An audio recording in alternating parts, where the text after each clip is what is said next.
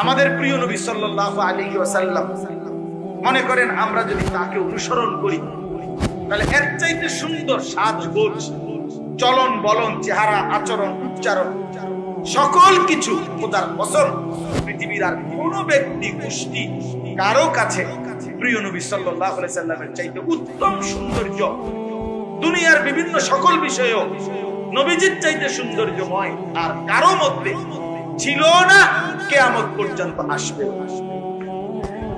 তিনি সবচেয়ে সুন্দর।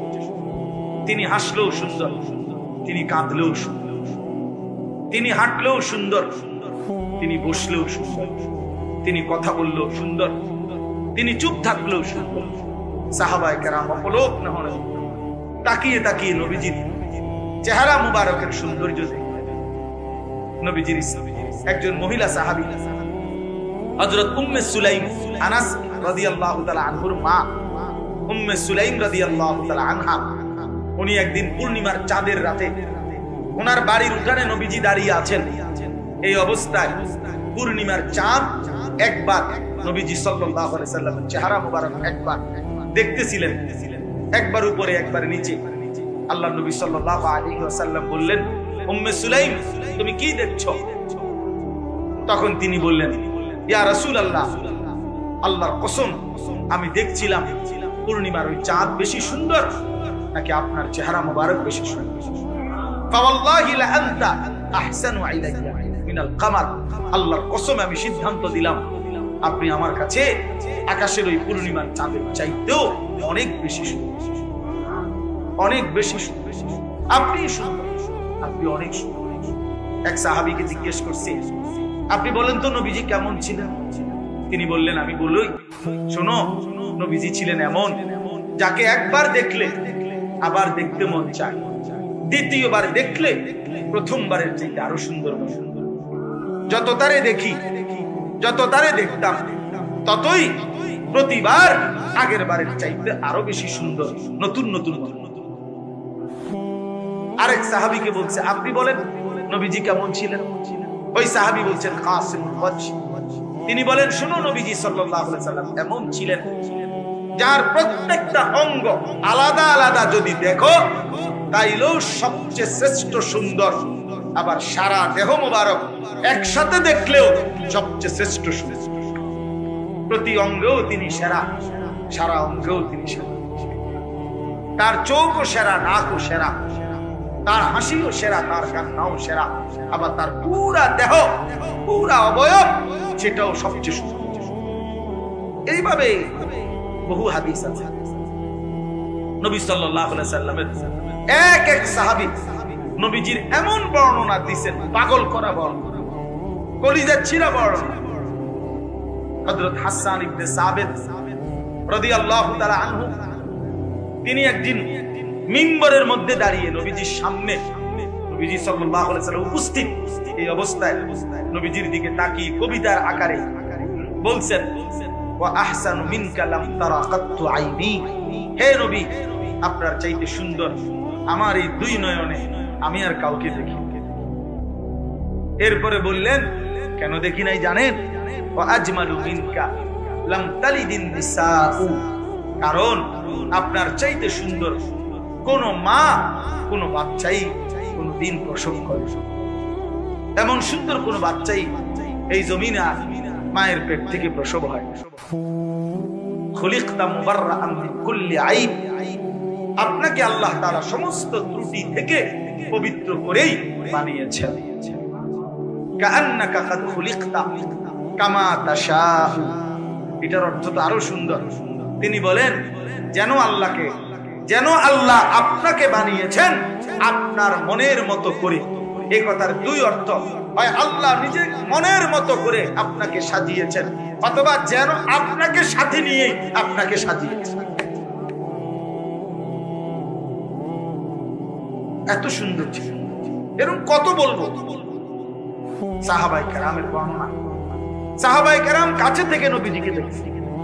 আমরা হাদিসে পড়ছি, বাবা নবীজি সাল্লাল্লাহু আলাইহি সাল্লামের চুল দাড়ি পাকছে, সাহাবীরা এইটা পর্যন্ত গুনে রাখছে যে নবীজি সাল্লাল্লাহু আলাইহি সাল্লামের ইন্তেকাল পর্যন্ত সর্বমোট 20টা চুল দাড়ি, 20টা গুনা গুনা পাকছে, সাদা হয়েছে। মানে কি নজর সাহাবীদের যে কয়টা চুল পাকছে। মুহাম্মদ আরবির সাহাবীরা এটা পর্যন্ত প্রিয়তমের গুনে গুনে রাখছে। এত নজর দিতেন, এত এভাবে তাকায়, এভাবে তাকায়, এক এক বিন্দু, এক এক বিন্দু, এক এক নড়াচড়া সাহাবায়ে কেরাম জান দিয়ে অনুসরণ করতেন। আমরা হাদিসে পড়ছি হযরত আব্দুল্লাহ ইবনে আব্বা ওমর রাদিয়াল্লাহু তাআলা আনহুমা, তিনি মদিনা থেকে মক্কার উদ্দেশ্যে প্রতি বছর নবীজির ইন্তেকালের পরেও যখন হজে যাইতেন, হজ করার জন্য, তো নবীজি সাল্লাল্লাহু আলাইহি সাল্লাম যে বছর মদিনা থেকে হজ করতে গেছিলেন মক্কায় নবীজির জীবনে, তখন উনি সাথে ছিলেন।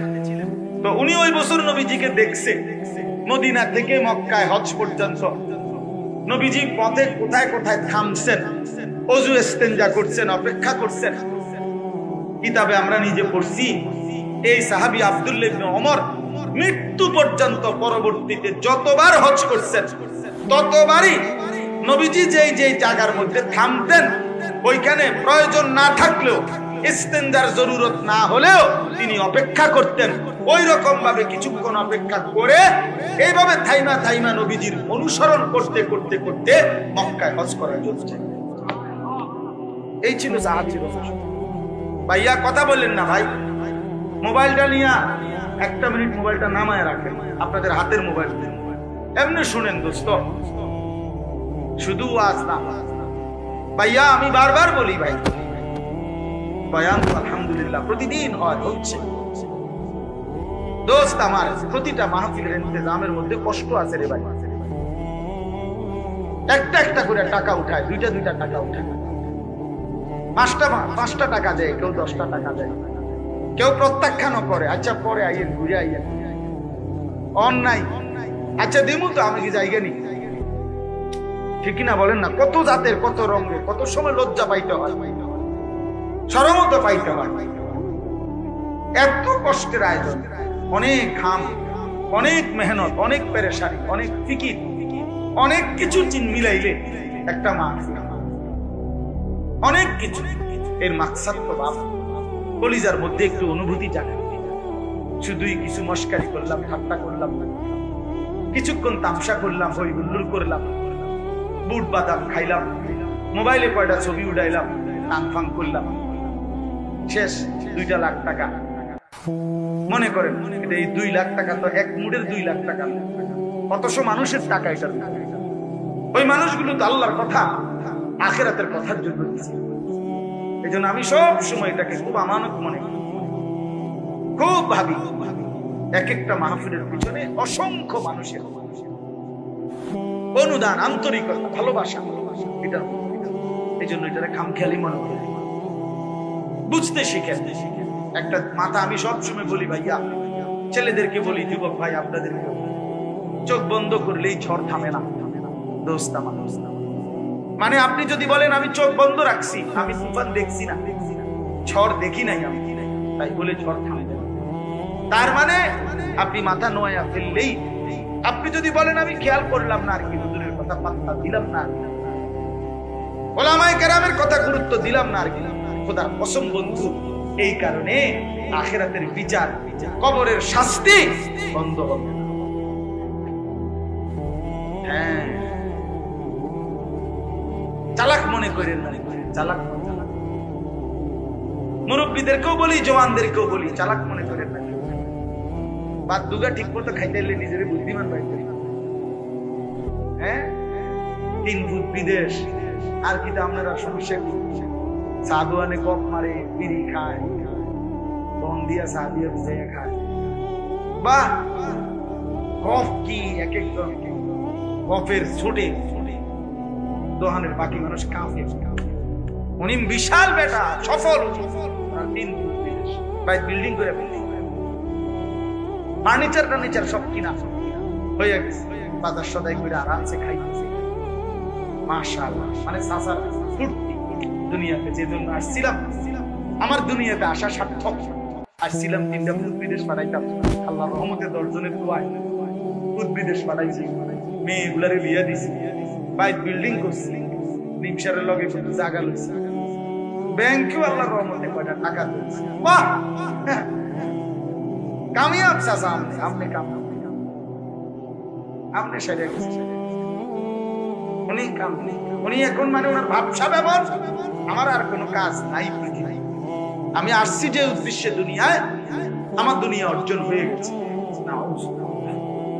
না রে ভাই, যদি জিজ্ঞাসা করি ছেলেগুলো নামাজ পড়ে, ছেলের বউরা পর্দা করে তো, মেয়েগুলো পর্দা করে তো, স্ত্রী পর্দানশীল, আপনার ফ্যামিলির মানুষ যতজন সকলে আল্লাহর কোরআন পড়তে পারে তো, ফজরের নামাজ সবাই পড়ে তো, এটা হিসাব দেন, এটা হিসাব দেন। আল মাল ওয়াল বানুন জিনাতুল হায়াতিদ দুনিয়া, রব্বুল আলামিন বলেন মাল এবং সন্তানাদি শুধুই কেবল দুনিয়ার জীবনের সৌন্দর্য, শুধুই দুনিয়া মাটির উপরের অংশ।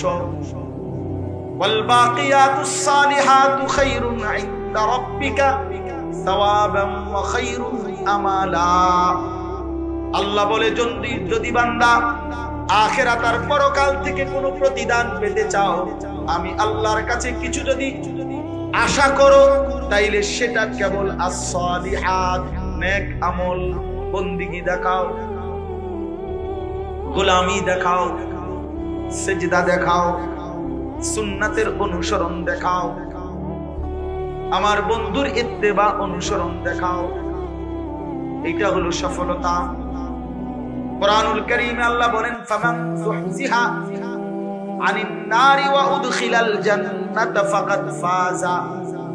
আল্লাহ বলে শোনো বান্দা, জাহান্নাম থেকে যাকে মুক্তি দেয়া হলো, জান্নাতে প্রবেশ করানো হলো, খোদার কসম আল্লাহ বলেন ফাকাদ ফাজা, সেই কেবল সফল হলো। আমাল হায়াতুদ দুনিয়া ইল্লা মাতাউল গুরুর। আর শুনে নাও বান্দা, দুনিয়ার জীবন সে কেবলই ধোঁকা, ধোঁকা, ধোঁকা, সব ধোঁকা। ওমা হাদিহিল হায়াতুদ দুনিয়া ইল্লা লাহবুন ওয়া লাইব। আল্লাহ বলে বান্দা শুনে নাও, দুনিয়ার জীবন শুধুই কেবল তামাশা, শুধুই খেলাধুলা। ওয়া ইন্নাদ দারাল আখিরাতা লাহিয়াল হায়াওয়ান। আর আখিরাতের ঘর জান্নাত সেটাই কেবল জীবন। লাহিয়াল হায়াওয়ান অর্থ জিন্দেগি, বেঁচে থাকার সার্থকতা, জীবনের সার্থকতা যখন মিলবে জান্নাত। লাউ কানু ইয়ালামুন। আল্লাহ বলেন হায় বান্দা যদি বুঝতা, এটা যদি বুঝতা বান্দা ভালো হতো, কিন্তু বুঝলা না। বুঝলা হুদা বাতের থালা, ভাত, ভাত কতটি খাইতে খাট পালন সোফা ফার্নিচার, চাকরি ব্যবসা, আয় রোজগার, দালান বিল্ডিং, এটাকেই তোমরা সফলতা। গাররাতকুমুল হায়াতুল দুনিয়া।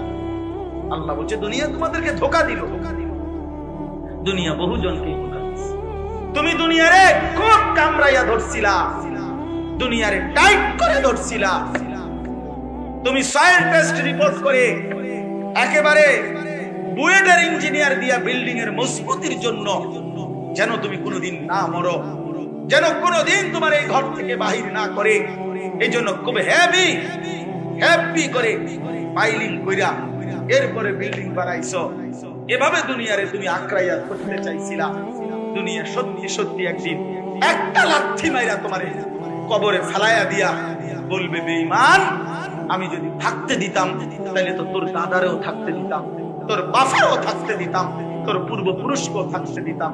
আমি কাউকে থাকতে দেই নাই, কেউ মরতেও চায়। আমার দাদা মরলো কেন? বেকুবা ছিল দেখে নাকি? আমার বাপ মরলো কেন? বেকুবা ছিল এই কারণে না?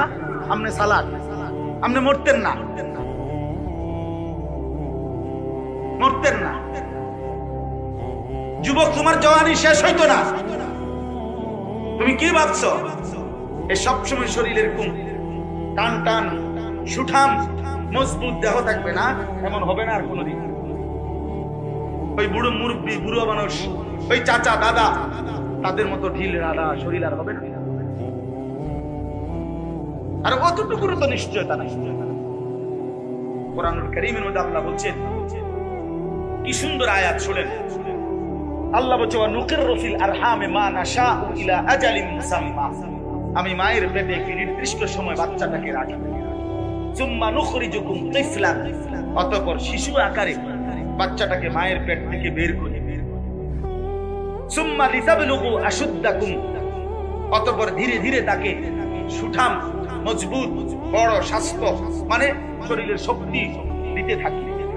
আজ এখানে এসে আল্লাহ বলতেছে, দিতে থাকি, সামনের দিকে নিতে থাকি বাচ্চাটাকে। তবে এখানে এসে আবার দুইটা হয়, আমিনকুম মাইয়ুতাওয়াফা মিন ক্বাবলু। কাউকে কাউকে এই আগাইতে আগাইতে মৃত্যু দিয়া কবরে নিয়ে যায়। আর আমিনকুম মাইয়ুরাদ্দু ইলা আরদালিল উমর। আর কাউকে কাউকে চূড়ান্ত বৃদ্ধ, একবারে দুর্বল বুড়া পর্যন্ত নিয়ে যায়, কিন্তু সবাইকে না সমান। আমার দাদা বুড়ো হয়েছে দেখা আমি বুড়ো হব, তার কোন নিশ্চয়তা আল্লাহ বলছে। এই জন্য সব জওয়ান বুড়া হয় না। একজন বিশ্ববিখ্যাত বুজুর্গ ছিলেন হযরত হাসান বসরি রাহমাতুল্লাহ আলাইহি। তিনি একদিন যুবকদেরকে লক্ষ্য করে বলছিলেন, ইয়া মাশারাশ শাবাব, যুবক ভাইরাও শোনো।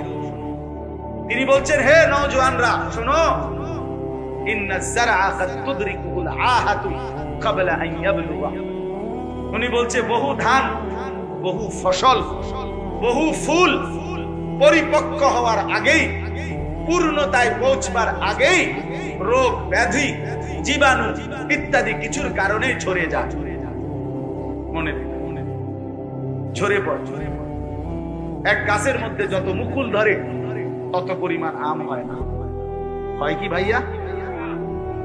তো এটাই উনি বুঝাই, এটাই উনি বুঝাই। মানুষ যে পরিমাণ ধান লাগায় ওই পরিমাণ ফসল উঠে, উঠে ফসল না। এই জন্য তিনি বলছেন, যুবক ধোঁকা খাইও না। আবার মুরব্বীদেরকে বলছেন, ইয়া মাশারাশ শুয়ুখ, হে মুরব্বী বৃদ্ধগণ, হে বুড়োগণ। কি বললেন? উনি প্রশ্ন করছে বয়স্কদেরকে, যে প্রশ্ন করছেন, মা ইউনতাযারু বিযারঈ ইযা বালাগা। কয় যে কোন ধান যদি পাইকা যায়, বলেন তো আর কাজ কি বাকি থাকে? জিজ্ঞাসা করছেন হাসান বসরি রাহমাতুল্লাহ। বয়স্ক লোককে বলছে, বয়স্কদেরকে, যে ধান যখন পাইকা যায় তখন আর বাকি থাকে কি? অন্ত কি বাকি থাকে? কথা বলেন না, কি বাকি? ক্বালু আল হাসাদ। তো কিতাবে আছে যে ওই মুরব্বীরা, বয়স্করা বললো যে আর কাটাটা বাকি থাকে। তিনি বললেন, ঠিক, আপনারা বয়স্ক, আপনাদের আর মরণটা বাকি, আর মরণটা বাকি, কাটাটা বাকি। কাজেই আপনারাও হায়াত কাজে লাগান। যুবক, আপনিও হায়াত কাজে লাগান। আপনাদের কাছে আমি অনুরোধ করছি, আমার এই আয়াতের মূল বক্তব্য এই কথাটা। আল্লাহ তাআলা বলছেন, বান্দা, এবার আয়াতের মধ্যে আসেন, ইন কুনতুম তুহিব্বুনাল্লাহ, যদি তোমরা আল্লাহকে ভালোবাসতে চাও। এই কথার আগে একটু ব্যাখ্যা করেন। এক মুমিন, এক মুসলমান, আমরা যারা এখানে বসছি আলহামদুলিল্লাহ, আমরা সবাই নিজেকে মুমিন পরিচয় দেই কিনা? কথা বলেন না কেন? সবাই বলি তো না? এক মুমিন, এক ঈমানদার যে নিজেকে মুমিন পরিচয় দেয়, কোরআনুল কারীমের মধ্যে আছে, আল্লাহ তাআলা বলছেন, সেই মুমিনের নিকটে, সেই ঈমানদারের কাছে সবচেয়ে প্রিয় জন, সর্বোচ্চ ভালোবাসার জন হবে আল্লাহ। কে? মুমিনের প্রথম ভালোবাসা আল্লাহ। মুমিনের প্রথম ভালোবাসা কার প্রতি? আবার বলেন, কার প্রতি? এটা কোরআনের আয়াত, কোনো ঠেলাঠেলির কিছু নেই, ধাক্কাধাক্কির কিছু নেই, সরাসরি কোরআনের আয়াত। ওয়াল্লাযীনা আমানু আশাদ্দু হুব্বান লিল্লাহ সাফ আয়াত।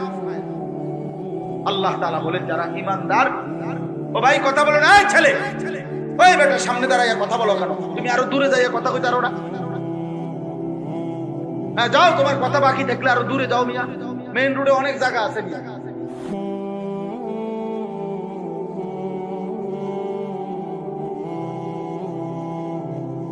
কি আশ্চর্য বিবেকহীন ব্যাপার!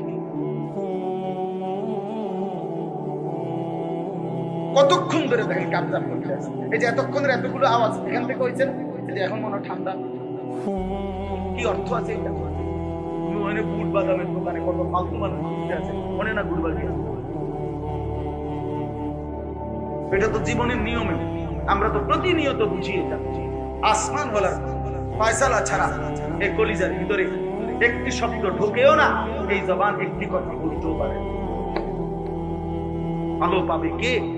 রবের ফয়সালা যার উপর আসে। গন্তব্যের সন্ধান পাবে কে? আখিরাতের মঞ্জিল খুঁজে পাবে সে রব্বে করিম ফয়সালা করতে চান। এটা শুধুই আল্লাহর ফয়সালা। আবু তালেবকে আপনারা শুনছেন না? নবী সাল্লাল্লাহু আলাইহি সাল্লাম কি পরিমাণ আহাজারি করলেন, কালেমা পড়লেন। 38 বছর নবীজির, 38 বছর অভিভাবক, 12 বছর থেকে 50 বছর নবীজির যখন বয়স, এই 38 বছর নবীজির অভিভাবক ছিল আবু তালেব।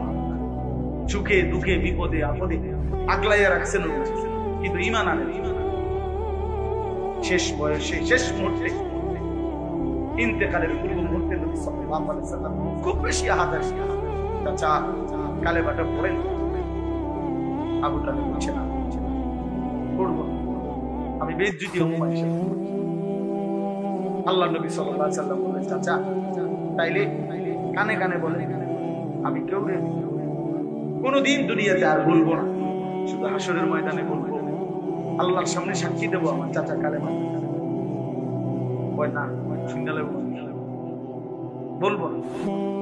আল্লাহ নবী সাল্লাল্লাহু আলাইহি ওয়াসাল্লাম চোখের পানি চাচা তাইলে কমপক্ষে আমি বলি কালেমাটা, আপনি গুদ্দুর শুধু মুখটা নাড়ে, কথা নাড়ে। ওহ কি পরিমাণ আপনার! আবু তালেব বলছে না, ছোট না। তখন আল্লাহ নবী সাল্লাল্লাহু আলাইহি ওয়াসাল্লাম, আমরা নিজে পড়ছি, আল্লাহ নবী সাল্লাল্লাহু আলাইহি ওয়াসাল্লাম বলে, চাচা আপনি ঈমানবিহীন মরলে আগুনের মধ্যে পুড়বেন, আমি কেমনে সহ্য করব চাচা? এই তখন আপনার একটা সাংঘাতিক কথা আমাদের সবার জন্য এটা শিক্ষারে ভাই। আবু তালেব একটা ভয়ানক কথা বলেছে, আন-নারু খায়রুম মিনাল আদ। এই শব্দটা আবু তালেব বলছে, মুহাম্মদ মানুষের কাছে লজ্জা পাওয়ার চাইতে আগুনে জ্বলা ভালো।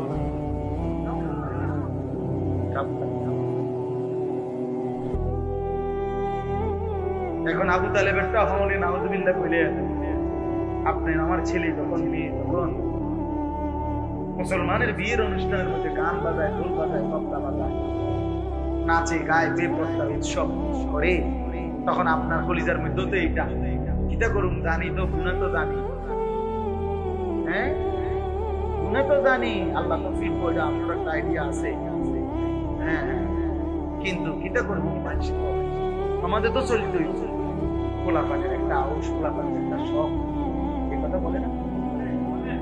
এই কথা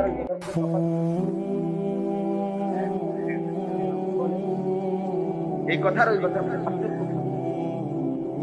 বুঝি তো, বুঝি অনেক দেখবেন অনেক মানুষ আছে চালাক, মানে মাতালার এমন বুঝি কথাটি ভালাই কয়, কথা ঠিক পারি না। আর যদি আপনি মাশাআল্লাহ আগের মতো সেই রুচি নাই, আচ্ছা তো আগের মতো রুচি, আল্লাহ দয়া করছে যে আগের মতো রুচি নাই। এটাও আল্লাহর মেহেরবানি, নাইলে আর কেউ খাই ফেললো না, আপনি শেষ করলেন। মানে দুনিয়া ভোগ করার ব্যাপারে 100 বুঝে, আখিরাতের কথা বললে এই সমস্ত 9-6 কথা বলেন নাউযুবিল্লাহ, বলেন নাউযুবিল্লাহ। আরে ভাই, জিন্দেগির উপরে রহম করো, নিজের উপরে রহম করো, নিজেরে বরবাদ করেন না বাবা। দুনিয়া আপনি যাই পারছেন করছেন, ছেলে মেয়ে স্ত্রী সন্তানের জন্য সবকিছু গুছাইয়া যদি নাও দিতে পারেন, খোদার কসম কোনো অসুবিধা হবে না। আমনে মরলে আবার জিফুতে কামাই করবে, এতিম সন্তানও বড় হয়, এতিম বাচ্চাও ধীরে ধীরে বাড়িঘর করে, বিয়ে শাদী করে, এক সময় দাঁড়ায় যায়, কিচ্ছু হয় না। আপনি মরলেও পৃথিবীতে বাজার চলবে, ব্যবসা চলবে, চাঁদ উঠবে, সূর্য উঠবে। আপনি চললেও আপনার, মরলেও আপনার ফুটে কামাই করব, আপনার ফুটে নাতিয়ে কামাই করব, পৃথিবীর উপার্জন বন্ধ হবে না। কিন্তু আপনি মরলে আর খোদার কসম নেক আমলের আর সুযোগ পাবেন না।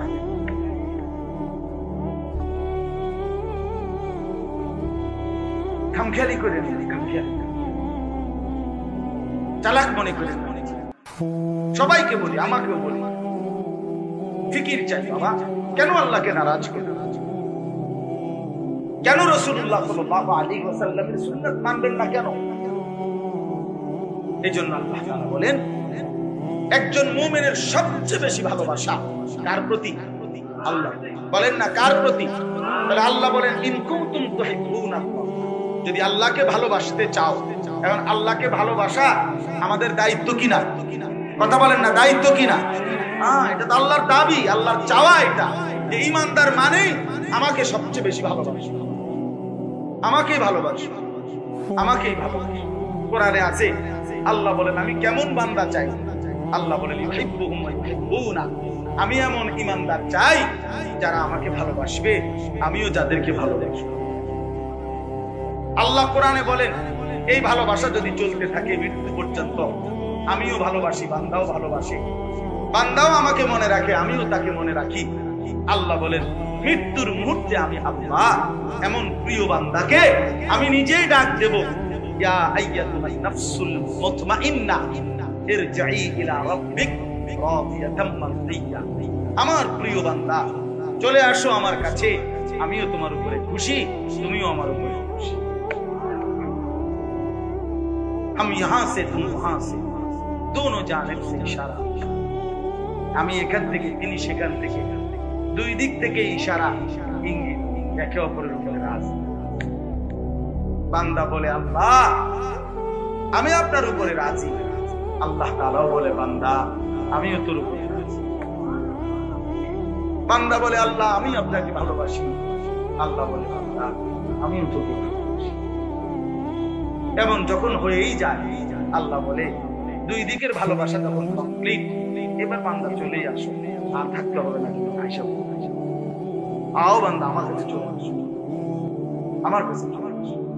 এই জন্য ইন কুনতুম তুহিব্বুনাল্লাহ, আল্লাহকে যদি ভালোবাসতে হয় বাবা, আল্লাহকে যদি পেতে হয়, আল্লাহকে পাইতেই হয়, আল্লাহকে রাজি করতেই। আল্লাহ কোরআনে বলছে, ফামান কানা ইয়ারজু লিকা রাব্বিক, তোমরা যারা আখিরাতে আল্লাহর সাক্ষাৎ পেতে চাও, তাহলে আল্লাহর সাক্ষাৎ পাইতে হবে। আল্লাহকে পেলেই জান্নাত পাবে, জান্নাত পেলেই আল্লাহকে পাবে। কথা বুঝছেন না? যে জান্নাতি সে আল্লাহর দিদার পাবে, যে আল্লাহর দিদার পাবে সে জান্নাত পাবে। আল্লাহকে পেতেই হবে। আল্লাহকে হারিয়ে পৃথিবী পেলে কিছুই পাবে। কেউ যদি আল্লাহকে বাদ দিয়ে গোটা পৃথিবী 10-12 পায়, খোদার কসম সে কিছুই পায়, কিছুই পায়। দুনিয়া বারবার ধোঁকায় দেয়, দুনিয়া কি দেয়? ধোঁকায়, দুনিয়া ধোঁকায়। 16 বছরের সাজানো সংসারও নিমিষেই তছনছ হয়ে, দুনিয়া ধোঁকায় দেয়, দুনিয়া ধোঁকায়। এই জন্য আল্লাহকে যদি পেতে চায়, আর পাইতেই হবে, আল্লাহকে ভালোবাসতেই হবে, আল্লাহকে পাইতেই হবে, আল্লাহর সন্তুষ্টি হাসিল করতেই হবে। কোরআনে আল্লাহ বলছে, ওয়ারিদওয়ানুম মিনাল্লাহি আকবার, আল্লাহর সন্তুষ্টি হলো সবচেয়ে বড় সম্পদ। ওয়ালা যিকরুল্লাহি আকবার, আল্লাহ বলছে আল্লাহর জিকির এটাই হচ্ছে আকবার, সবচেয়ে বড় সম্পদ। তো আল্লাহ বলেন, এবার তুমি যদি সিদ্ধান্ত নাও যে আল্লাহ আমি আপনাকেই চাই, আপনাকে পেতে চাই। আমাদের ভারতীয় উপমহাদেশের একজন বড় বুজুর্গ ছিলেন, সাইয়্যিদুত তাইফা হাজী ইমদাদুল্লাহ মুহাজিরে মক্কি রাহমাতুল্লাহি আলাইহি। এই ওনার একটা দোয়া আছে, আমরা কিতাবে পড়ছি উর্দুতে। উনি যখন দোয়া করতেন তো দোয়ার মধ্যে উনি বলতেন, কোই তুঝসে কুছ और कोई कुछ मांगता है मैं हूं तुझसे या रब तलबगारे तेरा। উনি দোয়ার মধ্যে বলতেন, আল্লাহ এই জগতের কতজন আপনার কাছে কত কিছু চায়, কেউ বাড়ি, কেউ গাড়ি, কেউ স্ত্রী, কেউ সন্তান, কেউ কত কিছু চায়। তিনি বলেন, আল্লাহ আমি আপনার কাছে মাই হো তুঝসে ইয়া রব, আমি আপনার কাছে হে মাওলা তলবগারে তেরা, আপনি আল্লাহকেই পেতে চাই, আপনার কাছে আপনাকে চাই। আপনার কাছে কাকে চাই? আল্লাহ তাআলা বলেন, আমার বান্দা যদি আমাকে পেতে হয়, আমাকে চাইতে হয়, যদি জান্নাত পাইতে হয়, যদি পরকালের মুক্তি পাইতে হয়, যদি কবরের সফলতা পাইতে হয়, যদি মুনকার নাকিরের প্রশ্নের জবাব দিতে হয়, সব কথা একসাথে আখিরাতের সমস্ত সুখ শান্তি সফলতা নিরাপত্তা যদি মিলতে হয়, আল্লাহ বলে ফাত্তাবিউনি ফাত্তাবিউনি ফাত্তাবিউনি, আমার বন্ধুকে অনুসরণ করো, আমার বন্ধুকে অনুসরণ করো, আমার বন্ধুকে অনুসরণ করো। হাঁটা চলা, উঠা বসা, আচরণ উচ্চারণ, লেনদেন, খাওয়া পড়া, আহার নিদ্রা, চলন বলন, ঘর বাজার সংসার, স্ত্রী সন্তান, দেশ জাতি রাজনীতি, সমস্ত কিছুর মধ্যে রাতের অন্ধকারে দিনের আলোতে, একাকী কিংবা প্রকাশ্যে, লোক সম্মুখে কিংবা সঙ্গোপনে, আল্লাহ তাআলা বলেন একজনকেই অনুসরণ করো, তিনি আমার প্রিয় বন্ধু মুহাম্মদুর রাসূলুল্লাহ সাল্লাল্লাহু আলাইহি ওয়াসাল্লাম।